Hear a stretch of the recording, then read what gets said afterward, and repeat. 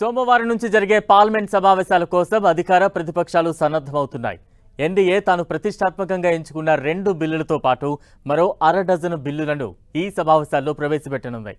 మరోవైపు కాంగ్రెస్ ఆధ్వర్యంలోని ప్రతిపక్షాలు కూడా ప్రభుత్వాన్ని రకరకాల సమస్యలపై ప్రశ్నించేందుకు ఇప్పటికే సిద్ధమవుతున్నాయి.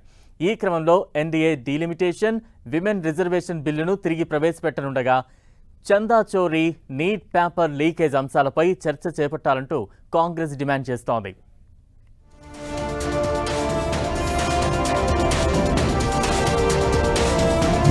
ఎన్డీఏ పంతం నెగ్గించుకుంటుందా?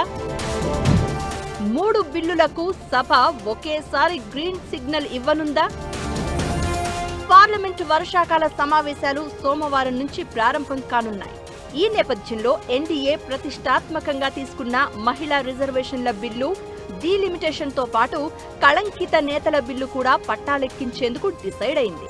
ఇందుకోసం ఒక్కో మంత్రికి ఒక్కో బాధ్యత అప్పగించినట్లు తెలుస్తోంది.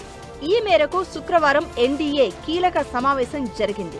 అయితే కళంకిత నేతల బిల్లుపై జాయింట్ పార్లమెంటరీ కమిటీ అభిప్రాయం వేరుగా ఉంది. జైలులో 30 రోజులు కనుక ఉంటే ఆటోమేటిక్ గా పదవి ఊడిపోవడం కంటే సస్పెన్షన్ తో సరిపెట్టాలని జేపీసీ సూచించింది. అంతేకాదు, తమ ఫైనల్ రిపోర్ట్ ఇవ్వడానికి ఇంకాస్త గడువు అడగడంతో ఈ బిల్లు సభలో ప్రవేశపెట్టడంపై సందిగ్ధత ఏర్పడింది. అయితే మహిళా రిజర్వేషన్ బిల్లు, డీలిమిటేషన్ మాత్రం ఈసారి ఖచ్చితంగా ఆమోదం పొంది తీరాలనే పట్టుదల బీజేపీలో కనిపిస్తుంది అంటున్నారు. సోమవారం రాజ్యసభ, లోక్సభలోని ప్రతిపక్ష పార్టీల నేతల సమావేశం ఏర్పాటు చేసుకున్నారు. సభలో అనుసరించే వ్యూహంపై చర్చించనున్నారు. ఈ క్రమంలోనే వర్షాకాల సమావేశాలు వాడిగా సాగే అవకాశం కనిపిస్తోంది.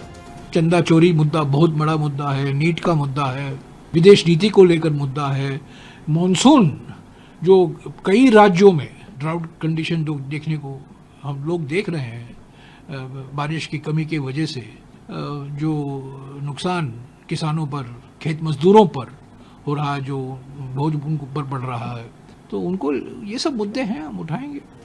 ఈ వర్షాకాల సమావేశాల్లోనే గతం నుంచి పెండింగ్ లో ఉన్న foreign contribution amendment bill, Viksit Bharat శిక్ష అధిష్టాన్ బిల్లును కూడా ప్రవేశపెట్టనున్నారు.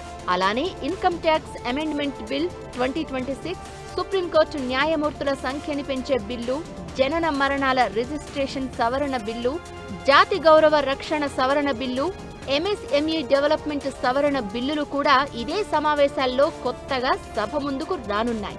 ఈ వర్షాకాల సమావేశాలు ఆగస్టు 13 వరకు సుదీర్ఘంగా సాగనున్నాయి.